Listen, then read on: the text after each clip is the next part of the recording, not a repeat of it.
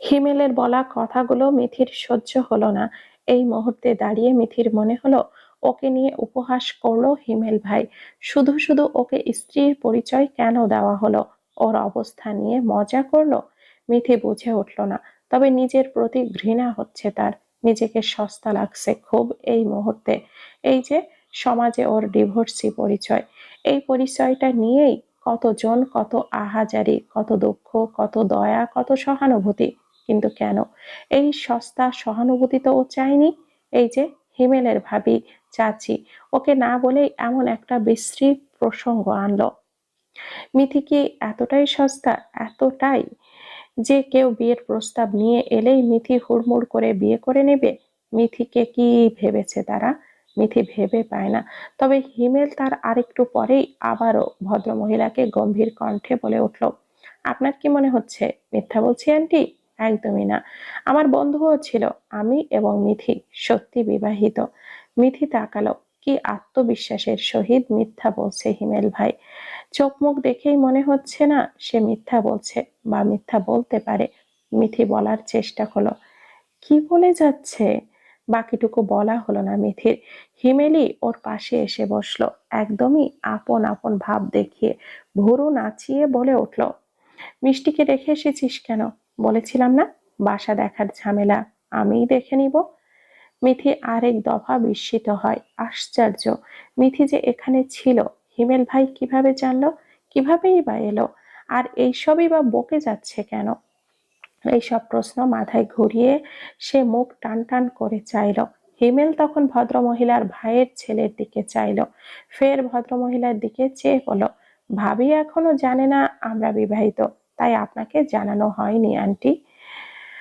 ভদ্রমহিলার চোখ মুখ নিরাশ, স্পষ্টই বোঝা যাচ্ছে সে বিশ্বাস করতে চাইছে না এই সত্যটুকু।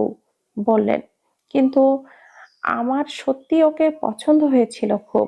আমাদের সাপুর সাথে খুব মানাতো। আমি তো ওর ভাই ভাবির সাথেও কথা বলেছিলাম, শুধু ওর মতটুকু পেলেই বিয়েটা সেরে নিতাম। সেই জায়গায় দাঁড়িয়ে তোমার কথা কেন জানি বিশ্বাস করতে ইচ্ছে হচ্ছে না। মহিলার আফসোস স্পষ্টই টের পাওয়া গেল। হিমেল হাসলো, বিনিময়ে বোঝালো তারা সত্যি বিয়ে করেছে। সে সত্যি সত্যি সত্য বলছে। হিমেলের ভেতরে ভেতরে একটা চিড়চিড়ে রাগ কাজ করছিল কেন জানি না, ঠিক যেমনটা মিথি মহিবকে পছন্দ করে শুনে হয়েছিল, আজও হচ্ছে, অথচ প্রকাশ করলো না। যখন ভদ্রমহিলার বাসা থেকে মিথি, আইমান এবং সে তিনজনই বেরিয়ে এলো, তখন হিমেল গম্ভীর থাকলো। মিথি কেন সে এখানে এসে আসার আগ অবধি এতটা সময় বসে থাকলো ওখানে? ভদ্রমহিলার প্রস্তাব শুনে ওর উচিত ছিল না উঠে চলে আসা? কোনোভাবে কি মিথি চাইছিল প্রস্তাবটা কিছুটা এগিয়ে যাক? হিমেল বুঝল না। অন্যদিকে মিথির কপাল কুঁচকে রাখা, মুখের মুখে চোখে স্পষ্টই রাগ রাগ ভাব টের পাওয়া গেল। হিমেল যেভাবে রিল্যাক্স মোডে মুখ চোখ গম্ভীর রেখে হেঁটে যাচ্ছে, মিথি তা পারল না। বরং হিমেল ভাইয়ের গা ছাড়া ভাবটাও এই মুহূর্তে বিরক্ত লাগছে। সেই হিমেলের দিকে চেয়েই ও প্রশ্ন ছড়ল, এই তুখোড় মিথ্যাটা কেন বললেন হিমেল ভাই? কেন আমাকে নিজের স্ত্রীর পরিচয় হিসাবে দিলেন? কোন কারণে? হিমেল ভোরও বাঁকালো, পা চালাতে চালাতে হুট করেই পা থামিয়ে ঘাড় বাঁকালো। মিথির দিকে চেয়েই ভুরু বাঁকিয়ে শুধালো সঙ্গে সঙ্গে, তো ওই ছেলেকে বিয়ে করার ইচ্ছে হয়েছে তোর? ওই আন্টির কথা মতো পিচ্চি মিথি ফুলের বাবা বানাতে চাস তুই ওই ছেলের? কে মিথি? খুব মন চাইছে ওই ছেলের সাথে সংসার সাজাতে, রাইট? মিথির চাহনি আগের মতোই রইল। আবারও প্রশ্ন ছুড়ল, শুধু বিয়ের প্রসঙ্গ বাদ দিতেই এই মিথ্যাটা বলেছেন, নাকি অন্য কোনো কারণে হিমেল ভাই? হিমেল এবার সরাসরি নজর ফেলল মিথির দিকে। ওর চোখ মুখ কেন জানি না টান টান ঠেকলো, যেন স্পষ্টই বোঝা গেল সে রেগে আছে। মিথিও বুঝলো। অতঃপর হিমেল সরাসরি মিথির দিকে তাকিয়ে বলে উঠল, মিথি, আমি ঘুরিয়ে পেঁচিয়ে কথা বলতে পারি না। তোকে সরাসরি একটা প্রস্তাব দেই। মিথি বোধহয় টের পেল কি প্রস্তাব হতে পারে। অস্বস্তি হলো তার। প্রশ্ন ছুড়ল, কি প্রস্তাব? যে মিথ্যাটা আমি একটু আগে বলেছি, সেই মিথ্যাটা আমি সত্যি সত্যি করতে চাই। তোকে এবং ছোট্ট মিথি ফুলকে নিজের কাছে রাখার লোভ রাগ করতে চাই। মিথি মুহূর্তেই চোখ মুখ কুঁচকে তাকালো। একটু আগের বিরক্তিকর ঘটনাটা, মহিলার সেই প্রস্তাবটা স্পষ্টই মনে পড়ল। মুহূর্তেই বলে উঠল, মিথি, কখনো না। কি সব বলছেন হিমেল ভাই? মাথা ঠিক আছে আপনার? হিমেল একইভাবে তাকিয়ে রইল, গলার স্বরে দাম্ভিকতা টেনে স্পষ্ট উত্তর করলো, পুরোপুরি ঠিক আছে না, ঠিক নেই। এইসব কখনোই সম্ভব না। এইটুকু বলেই মিথি পা চালানোর চেষ্টা করলো, এড়িয়ে যাওয়া প্রয়োজন। আর এক সেকেন্ডও এখানে দাঁড়িয়ে থাকার ইচ্ছে নেই। কিন্তু হিমেল তা মানল না, মুহূর্তেই গিয়ে মিথির সামনে দাঁড়ালো। মিথির দিকে চেয়ে ডান ভুরু উঁচু করলো, তীর্যক দৃষ্টি ফেলে জিজ্ঞেস করলো, কেন? যোগ্য নই আমি তোর? কি যোগ্যতা অর্জন করতে হবে তোদের পেতে, নিজের কাছে রাখতে? মিথি চাইল মুহূর্তের মধ্যে নিজের প্রতি সে ঘৃণাটা কাজ করছে। তার সাথে সাথে হিমেলের প্রতিও একরাশ রাগ ঘৃণা জমল। হিমেল ভাই কি বোঝালো? সে খুব সস্তা, তাকে নিজের কাছে রাখা জাস্ট এক সেকেন্ডের খেলা, এটা বোঝালো? মিথির ঘৃণা নিয়েই তাকালো, উত্তর করলো, আপনি উপহাস করছেন নাকি দয়া করছেন হিমেল ভাই? ডিভোর্সি নারীরা খুবই সস্তা, এটা বোঝাতে চাইছেন? যে যে কেউ বলল আর তারা রাজি হয়ে যাবে বিয়ের জন্য, এতটাই সস্তা তাই না? আপনি সমাজের বাকি মানুষের মতোই হিমেল ভাই, ব্যতিক্রম নন। মিথি অপেক্ষা করলো না আর, দ্বিতীয়বারের মতো উপেক্ষা করে চলে গেল নিজের মতো। অথচ হিমেল ঠিক একইভাবে মুখ গম্ভীর করে স্পষ্ট চাহনিতে তাকিয়ে থাকলো তার যাওয়ার পানে। এখনো মিথির কথাগুলোই মস্তিষ্কে ঘুরছে। অতঃপর আইমানের দিকে চেয়ে ভুরু কুচকে শোধালো, ও আমায় কি বলল? আমি সমাজের বাকি মানুষের মতো, আমি ব্যতিক্রম নই? আইমান বোধহয় বুঝলো বন্ধুর আক্ষেপটা। আবার একইভাবে মিথির দিকে তাকালো, বুঝলো একটা মেয়ে প্রতি পদে পদে লড়তে লড়তে তার এইটুকু ধারণা হওয়া অস্বাভাবিক নয়। হিমেল যেখান থেকে ভালোবেসে হাত বাড়িয়েছে, ঠিক ওখানে দাঁড়িয়েই মিথির কাছে তার সস্তা সহানুভূতি, উপহাস এইসব মনে হওয়াটা অস্বাভাবিক নয়। আইমান বলল, রাগ করিস না। অথচ হিমেল ভেতরে সত্যি চিড়চিড়ে এক রাগ অনুভব করলো। মুখে টান টান রেখেই ও শোধালো, ও কখনো বোঝার চেষ্টাই করলো না আমাকে, আমার ব্যতিক্রম হওয়া টের পেয়েছে কখনো? অথচ আমার দিকে ও ঘৃণার নজরে চেয়ে কথা বলল। আইমান ঘৃণার নজরে চেয়ে উত্তর দিল, ওর সিচুয়েশনটা বোঝ হিমেল, ওর কাছে এই পরিস্থিতি এমনই মনে হবে স্বাভাবিক, কিন্তু তুই যে এই মিথ্যাটা বললি, এর জন্য ওর পরিস্থিতিটা আরো কঠিন হবে না তো? তোর ভাই ভাবি এটা শুনলে কি করবে ধারণা আছে তোর? আদ্র দিনের পর দিন মায়ের অসহায়ত্ব, মায়ের প্রতি বাবার অবহেলা এইসব দেখে অভ্যস্ত এখন। সে খুব ভালো করেই জানে মা বাবার সম্পর্কের বর্তমান সমীকরণ কি। অথচ তবুও বাবাকে সরাসরি বলার মতো সেই ক্ষোভ আদ্রর আর নেই। আদ্র নিজেই তো একাই একই অপরাধে অপরাধী, নিজেও তো একই অন্যায় করেছে। একটা বোকা গ্রামের মেয়েকে সহজ সরল পেয়ে কত শত অন্যায় করলো দিনের পর দিন। এইভাবেই তো সেও মিথিকে অবহেলা করেছিল। ঠিক এইভাবেই আদ্র নিজের ভবিষ্যৎ খুঁজে পায় না, নিজের পরিবারের ভাঙন স্পষ্ট টের পেয়েও বাবা মা কাউকেই কিছুই প্রশ্ন না করতে পারার অনুভূতি আরো অসহনীয়, যেন গলা চেপে রাখছে কেউ সর্বক্ষণ। আদ্র আজ মাকে নিয়ে গিয়েছিল এক আত্মীয়ের বাসায়। তারই এক চাস্তো ভাইয়ের ছেলে হয়েছে 3 দিন হলো, একদম ফুটফুটে আদুরে একটা বাচ্চা। সেখানেই বাচ্চাকে দেখতে গিয়েছিল তার মা। একা হওয়াতে আদ্রকেও বলেছিল, আদ্র না করেনি, মায়ের সাথে গিয়েছিল। অথচ যাওয়ার পরপরই সবাই কোলে তুলে নিতে নিতে শেষ অবধি ছোট্ট আদুরে বাচ্চাটাকে কোলে দিয়ে গেল আদ্রর। আদ্র ভ্যাবাচাকা খেলো। কোনো কালে কোনো বাচ্চাকে কোলে না নেওয়া আদ্র এই ছোট্ট এইটুকুন শরীর নিজের বাহুডোরে সামলে নিতে পারলো না, যেন যেন এক্ষুনি হাত গলিয়ে পড়ে যাবে। আদ্র অসহায়ের মতো নিজের মায়ের দিকে চেয়ে বলল, আম্মু পড়ে যাবে না তো?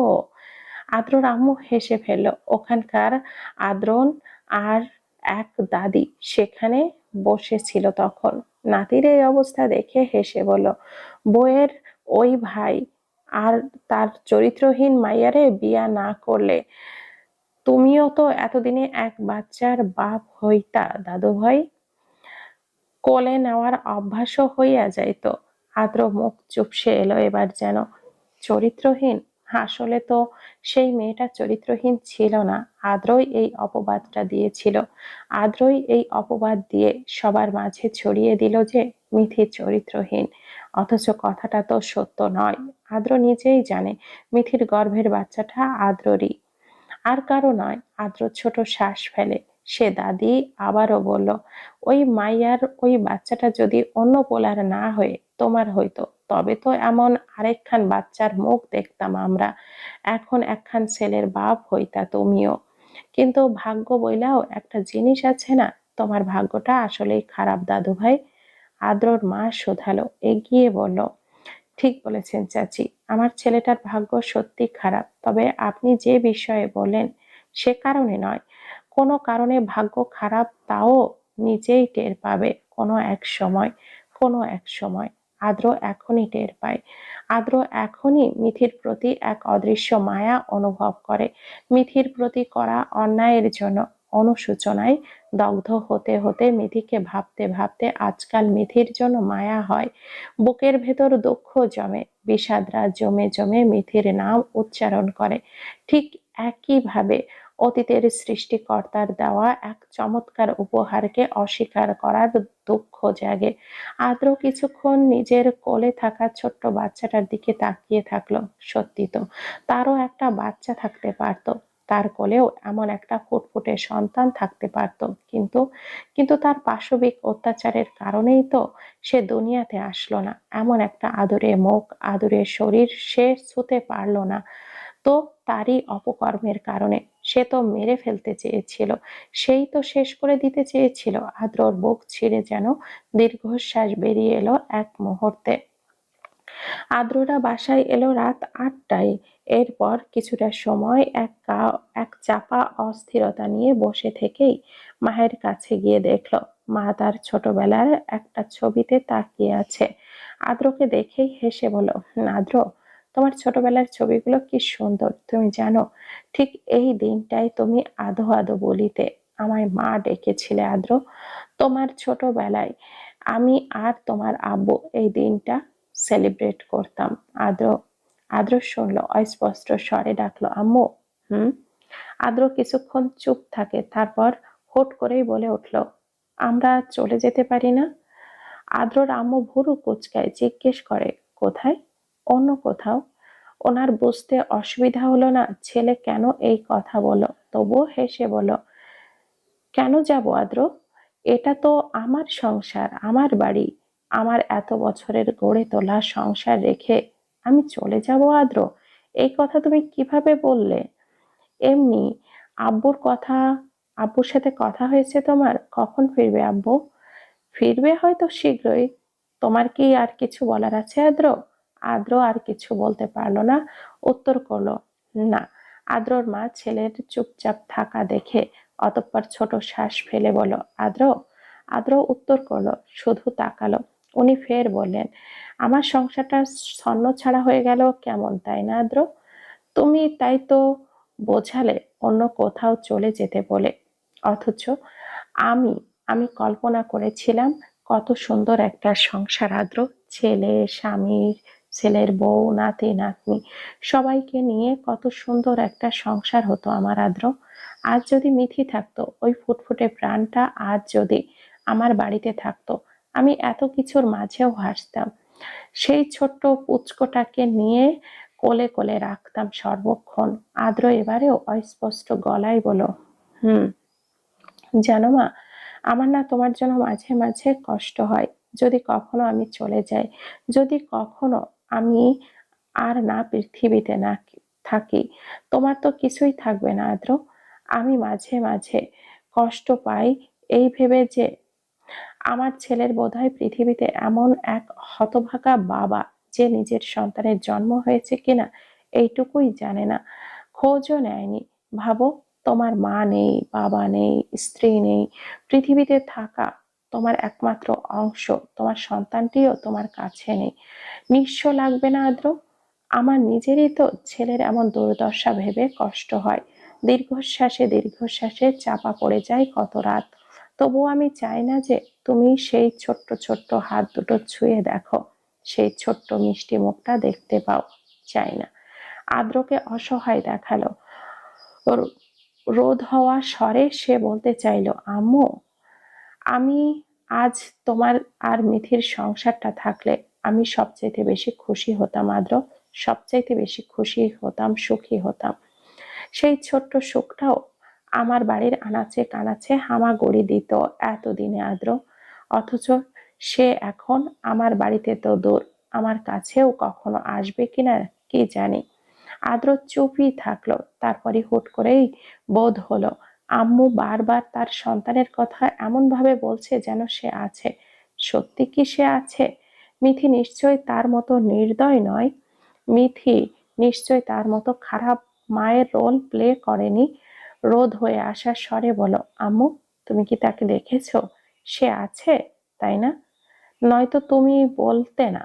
আদ্রর মা উত্তর করলো না, শুধু স্মিত হাসলো। অন্যদিকে আদ্রর সেই রাতটাই আর ঘুম হলো না। আজকাল প্রায়শ তার ঘুম হয় না। একটা চাপা অস্থিরতা, অনুশোচনা, অপরাধ বোধ নিয়েই তার সকাল হয়। আদ্র এই অপরাধ নিয়েই প্রতিবারের মতো বিড়বিড় করলো, আজও, মিথি, আমার কেন তখন তোর প্রতি মায়া হলো না? কেন তোর প্রতি আমার সহানুভূতিও জাগলো না মিথি?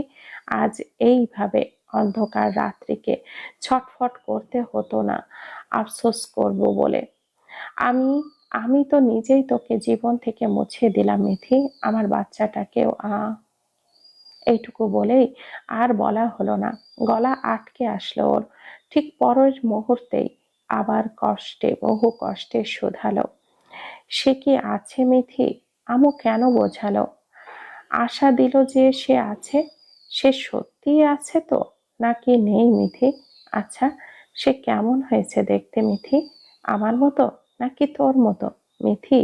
সে কি ভাইয়ার বাবুর মতোই হাত গলিয়ে পড়ে যাবে এখন? সে কখনো জানবে তার বাবা এই অধম আদ্র?